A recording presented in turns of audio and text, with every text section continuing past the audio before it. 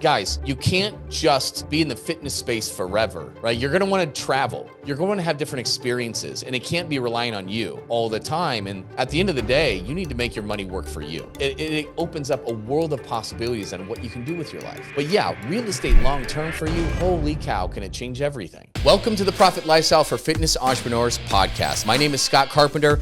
I am a personal trainer turned multiple gym owner and investor who's already been through the rock bottom and near bankruptcy in the fitness business. But I've been lucky enough to come out the other side and have turned the profits of my fitness business into indestructible wealth. I'll be sharing the no bullshit strategies, tactics, and advice to win big in business and in life. So if you're a gym owner, a personal trainer, or an online coach who wants to make multiple six figures in take-home profit and have the freedom with your time to actually enjoy it, subscribe now to this podcast. This is the show for you. All right, welcome back to the Profit Lifestyle for Fitness Entrepreneurs podcast with me, your host, Scott Carpenter, and Andy Boimila. We have a great topic for you today. We're going to talk about commercial real estate and owning the building that your gym is in. So commercial real estate is tricky. It's not quite as simple and straightforward as a residential real estate, but it can be massively lucrative. And think whatever you're paying in rent. And what do we see, Andy? We see people paying, sometimes they're subletting and maybe $1,500 a month, but I've seen rent north of $20,000 with a lot of the people that we work with. Oh, absolutely. I mean, rents can range. It varies so much. It depends on the size of your space. It depends on where you are in the country or even where you are in the world. But I mean, I've seen rents as low as like $1,000 and upwards of over $20,000. So yeah, rents can vary. But at the end of the day, if you own your building, then you're essentially paying your rent, but gaining equity, which is really one of the kind of benefits and the allure of owning commercial real estate, right? Yeah, it can be so lucrative because let's say it's $5,000 a month. Yeah, that $5,000 a month is going to somebody else's income, right? That could be going to you. And it's not to say that buying is the right step for everybody. It certainly is not. But at a certain stage, if it's economically feasible in your market and it's a smart decision, holy shit, can it do wonders here for your finance? And Andy and I both love real estate. So very much. Yeah, absolutely. Because you've got like multifamily that you own, correct? Yeah. So I own a couple different multifamily buildings, but I've been in real estate for, God, I don't know, 15 years now, at least, working in real estate development, then owning the gym. And now, like I said, I own a couple different multifamily buildings that I've lived in over time to kind of help pay and help be able to get the kind of funding that I need for those properties. Yeah. And I've got several million in real estate now. I've got a couple commercial properties, but also long-term rentals, short-term rentals that I also use as vacation homes. And the cool thing is like, guys, real estate can make you a ton of money in the long run, a ton. So just with what I have now, I know that in around, give or take 25 years, what I have now is going to be worth, I believe it's somewhere between 10 and $12 million at that point. It's all cash flowing now. So I'm actually making money by owning it. And so it's all cash flowing, making me money. It's going to be worth over 10 million. And I believe my cash flow from these properties, even hiring a property manager to do the work, because I don't want to do the work, well over $500,000 in income and cash flow will go to me in 25 years. So you can own just a handful of properties and let time do the work, and you'll be in a position where you never have to worry about money ever again. Your retirement is taken care of. And the beautiful thing with real estate, it's not like you got to save up. I got to save up to $10 million. No. Right? In many cases, I'm only putting 10% down, in some cases even less, to acquire that property, all those properties. It's pretty lucrative when you know what you're doing. And this is why Andy and I are really bullish on real estate. And the cool thing is, if you own a business and you have a chance to own a building, yeah, I mean, you're also the tenant. You're all that money you're paying in rent is going to you, and that stacks. So, and it's not just us, like, shoot, Jennifer Broxterman, right? Worked with us, been through all our programs. She owned a gym. She now owns She now just does the nutrition side, but she owned a CrossFit gym in Canada, bought a building. At a certain point, the building appreciated so much that she's like, you know what? I'm making so much money just doing nutrition. I don't even need the gym anymore. Let me just sell and exit. And she sold for a boatload. A boatload. On the property, I believe she cleared 7 figures. And it made that decision really easy. And then she just doubled down on what she loved to do and didn't have to worry about the gym stuff. And she just runs Nutrition RX and crushes it. So was she planning on that when they bought the building? No. But appreciation happens, and holy cow. I mean, that's one of the cool things about owning real estate is it gives you more options, right? It gives you another out if you want to. You can simply just sell the building. Yeah. The other cool thing is it can also not only just pay for itself, but pay more. If you buy the right building and you've got other tenants, then they're paying you. Yes. And now all of a sudden, the gym that you were paying rent on is now being paid back to you in equity. And now you're actually making money every single month, depending upon how you structure your purchase deal, because you have tenants that are paying you. And realistically, not a lot has changed. Yeah. Yeah. That's the great thing. I know some people who get their gym space free because they bought a multi-unit building and the rent more than covers all the expenses, the mortgage and the insurance and all that kind of stuff. It can be very lucrative, guys. And I know, even if you're not in a position where like, well, I don't have the money to buy, first you got to learn how to buy. And sometimes you don't even need much money to buy it because sometimes seller financing comes into play. Helping Jason right now. It's a 3-unit building in California, pretty pricey. But we, talked about the negotiating angle with the landlords who are going to finance it for him. And there's a lot of different moving parts, but you don't need to be that well off if you just learn some hacks and you can negotiate a deal. And that's where I came from. I was flat frickin' broke when I started the gym. I didn't have any credit. I didn't have a credit card. My credit was tanked. I just destroyed everything. I had barely any savings and I was living month to month. And it took me years to repair my credit. But I was able to grow into multiple locations by doing clever deals. And then I was able to turn that into real estate. So it's kind of neat, but there's a lot of ways, and you're making money in 4 different ways. So you're making money on the cash flow if you're cash flowing positive, right? With any real estate. You're making money through amortization, meaning every time you pay that mortgage, that some of it's going to interest, but the other is going to reduce the amount that you owe, which is a gain. So you're getting, if $1,500 a month goes to reduce the mortgage, the principal, you're $1,500 a month richer, $18,000 a year, right? So you've got cash flow, amortization, appreciation.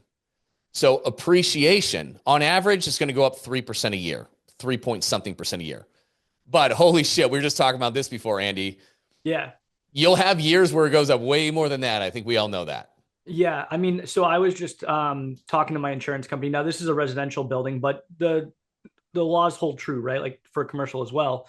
I bought a property, 3-family house back 10, 11 years ago at this point.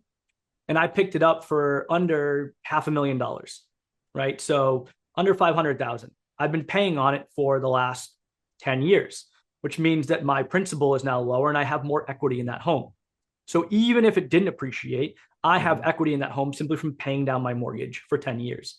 However, we just put a new insurance policy on the property and they sent me a new appraisal, basically a new evaluation for the property. And it is now just shy of $1 million. So over the last 10 years, I didn't have to do anything other than live in it and take care of it. And it doubled in value, which is incredible. Yeah. I mean, how long is it going to take you guys to make $500,000 with your business? Right. Quite often compared to this, you just had to set it up and make sure it's, any maintenance or this or that, but made $500,000, not doing a whole lot. No, I mean, and the great thing is I lived in it for 10 years. Like I didn't pay rent because I had a home that I could, and I had 2 other units that helped pay for the rent. And so I basically, for the mortgage, I basically didn't pay a mortgage for 10 years and just earned $500,000 for living. It's insane. It's a pretty sweet deal if you ask me. It doesn't get much better than that. And No. that's it, guys. Work smarter, not harder. A lot of you guys, yes, you need to be focused on your fitness business and driving your income. But what you do with the profits and your income is so much more important. And we like to talk about this because, guys, you can't just be in the fitness space forever, right? You're going to want to travel. You're going to have different experiences, and it can't be relying on you all the time. And at the end of the day, you need to make your money work for you. And that it opens up a world of possibilities on what you can do with your life. And it's so important. I gave a speech on this at the Chicago Growth Summit, and it moved a lot of people because it should. I've been flat broke with destroyed credit, starting from not zero, negative hundreds of thousands of dollars. And if I can dig out of it, you can too. But yeah, real estate long-term for you, holy cow, can it change everything?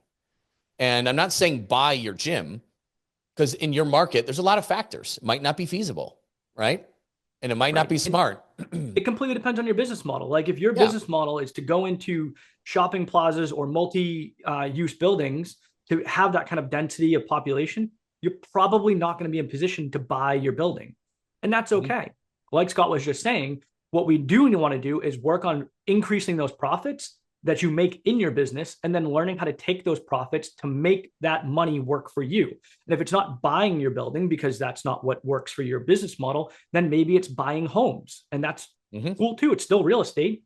Absolutely. And I think I heard something one time that basically there's only like two guarantees to like make money in this world, and that is real estate and the stock market. And that's simply because appreciation over time shows that every single year they increase. Yeah. And I don't like the fluctuations of the stock market super well, so I'm going to put my money in real estate.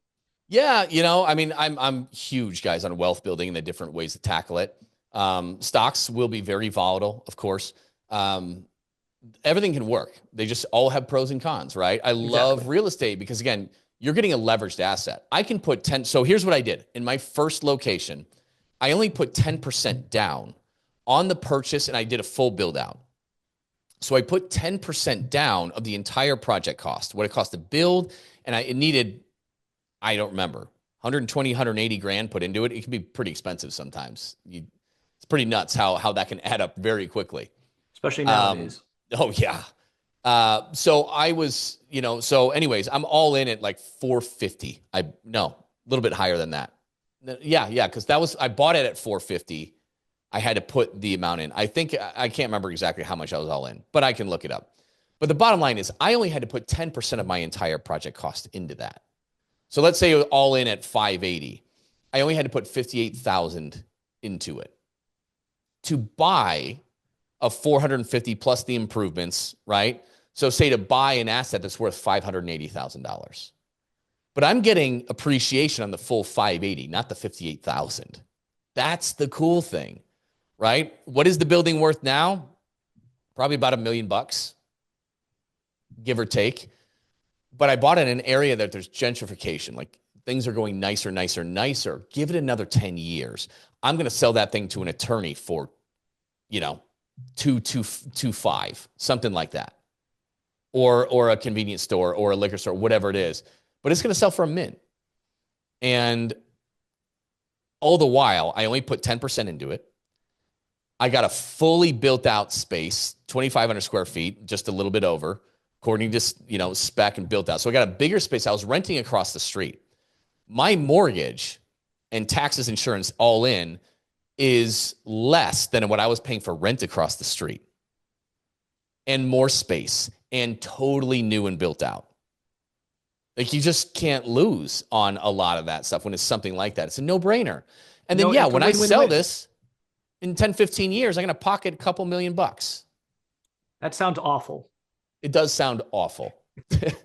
Now, one of the things that I think a lot of people struggle with is, us sitting here and saying, well, you're all in, the project's $580,000. And then you talk about how you put 10% down. A lot of people don't understand that they don't have to put the full purchase price of a property, right, when they go to make a purchase. So I think one of the things that might be beneficial, Scott, how'd you put 10% down? How did I was focused. I was laser focused on building my business. I mean, that was the main thing. Like for me, let's see, I closed on that one. I got under contract. I closed almost a year later, purposefully anyway. First of all, commercial real estate moves slow. So Second, I slow. was also delaying because I had a lease that went to the end of the year, right? Mm. And at the end of the day, yeah, I didn't have to have it. I had a long time to raise it, but that was in 2020. It was in 2016 or 17 when I decided I'm going to stop fucking around with my business and I'm going to make this thing really profitable because I don't want to be doing this forever. I don't want to be in a position where month to month, I'm worried about having a bad month and a slow month in new business. Like I just got really serious. I got kicked in the dick pretty hard when I had a GM that I trusted destroy an entire location. And that's a whole nother episode for another day. Oh, I can't wait to talk about those ones. Yeah. And he was employee number one and somebody I'd known for years. And he had a lot of bad stuff going on in his life where his wife or his fiance walked out a week before his wedding. His dad died like 2 months later. So I thought this, and he slept with like a female trainer that had a huge amount of clientele. And she was like best friends with another head trainer. Like it was bad. And he screwed with her head. I didn't know any of it until somebody told me. And I'm like, this is fundamentally a good person who just made a mistake. Well, that was wrong. So instead of letting him go, I had him go to the location I was working at and switch places. I had to revive that one because, like, obviously, mass exodus of clients, trainers, it destroyed it. And he did the same fucking thing over there with another female trainer. Well, So, anyways, like, but that was the catalyst, you know? And I'm like, and this is when I was raising a 1-year-old, you know, and I was stressed out of my mind.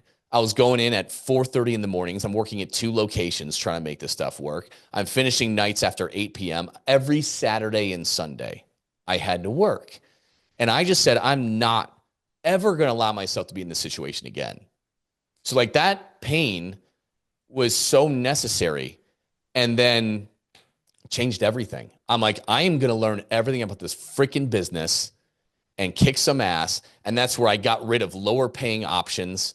Right. I went more high ticket, mid ticket stuff, made a lot of changes because I could. 2 locations have just burned down. Might as well do it the right way. Right. So I got mentorship. I read 1 billion books.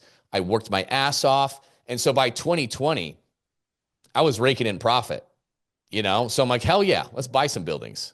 Let's go. Because it was just that. It was a mindset shift. Instead of me like just worrying about getting my bills paid this month, which I'd been in for years, because the fitness industry is rough, man. It's not easy. yeah. That was the catalyst. Like, I am thinking too small, and I'll be damned if I let myself get in this position where I'm working 70, 80-hour weeks again, and I can never even see my kid. Probably a bit of a tangent story, Liv, but you asked, but that was a great story, right? There? Like, that's a lot about like what got you to the point where you are now and what was the driving force in doing things like this and building a business, building the profit, taking those profits, then turning them into real estate. And that got you to where you are today. Yeah. Right. Like for me, I always wanted to invest in real estate because that's what my grandfather did. Mm-hmm. And like my grandfather was born overseas. He was born in Greece. And he came over to the States not speaking English with pennies to his name. And he went to work for my grandmother's tannery, right? My grandmother's dad owned a tannery, a leather shop. He came over, met my grandmother, they got married. He worked in the tannery, worked his way up, owned the tannery, made profits there, invested in real estate. And when he died, he was worth over $1 million. He literally lived the American dream.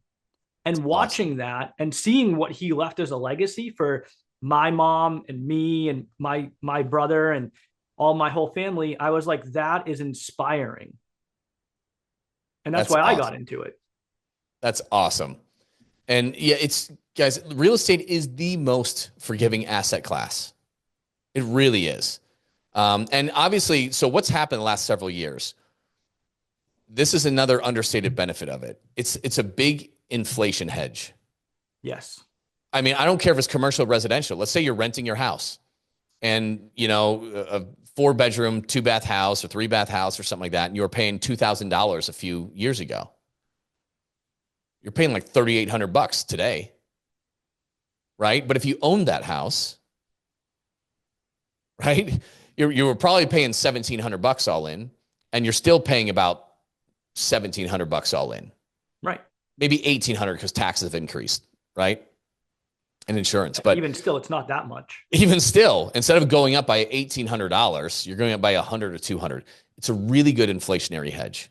And same thing. So take the instance of the building I bought on 7th Street in Phoenix. If I continued renting across the street, my rent would have gone up tremendously when that thing ended. Tremendously. You know, I'd be paying probably at this point $3,000 more than owning a bigger, nicer spot across the street. And, you know, we talked about, you know, our stories and the benefits of this so much, but I want to throw this in there. There's different ways you can get finance for your building. And there's a lot of different requirements.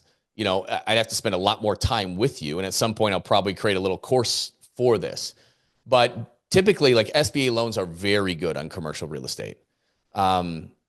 There's some hoops to jump through. They're hard loans to get sometimes, just time consuming. They need everything. Lots of paperwork. And it moves slow. But and there's a couple different types, but like an SBA 504 loan is the best you can get for commercial real estate because it's complicated, but you put like 10% of the project into it. And this includes build out, which helps a lot, saves a ton of cash. There's that. And like the SBA will guarantee a portion with a bank, and that's like 40% of it. Then there'll be another bank that funds the other 50%. But put it this way. So like the SBA 504 guaranteed portion is artificially low on the interest rate. And that's why it's so awesome. So in mine, I put in 10%, the 50% is at 5.99%, which is great.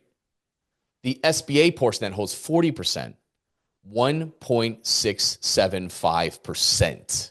You don't even see that in residential.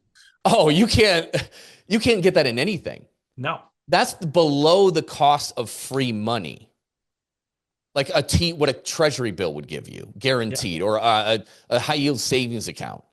A high yield savings account will give you what, 3.75 to 4 right now, depending on where you're at. This is below the cost of everything. Inflation, whatever. I mean, 1.6. Way below inflation over the last couple of years. Oh, geez. Yeah.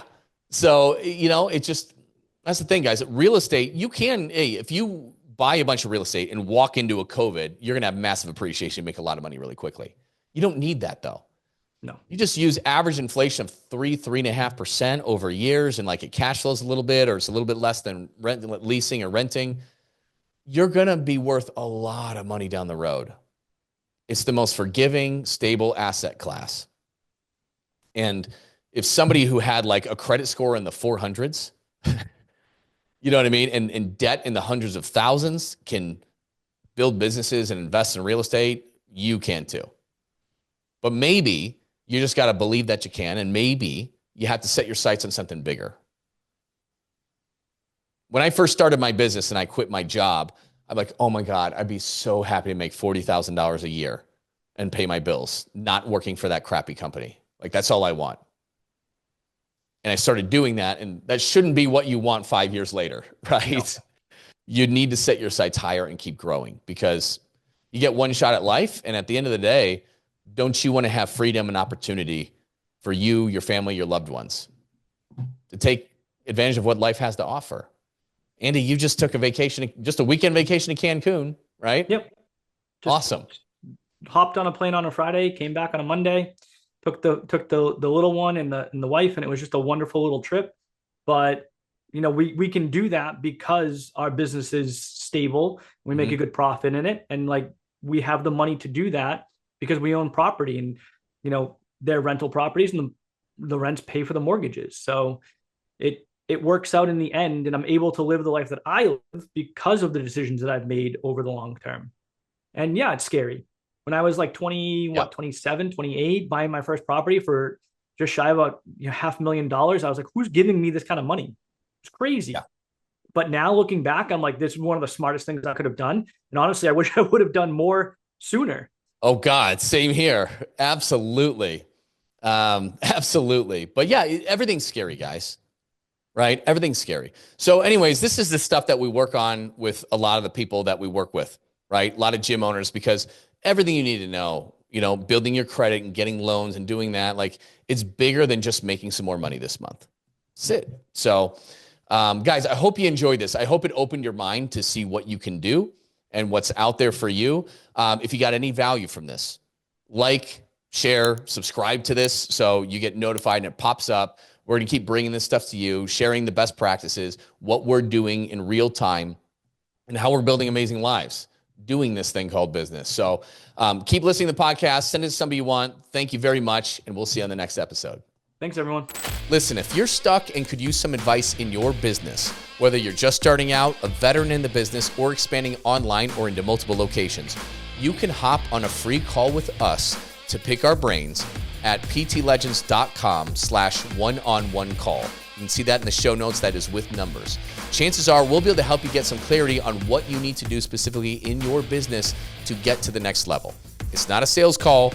We'll connect you with the right resources to help you solve your problems. But if you want to learn more about working with us, that's cool too. We can share that information should you want it. So book your call now to get out of the rat race before your week consumes you, which is easy to do at ptlegends.com/one-on-one call. That's with the number 1 on the number 1 call. You can find this in the show notes. See you soon.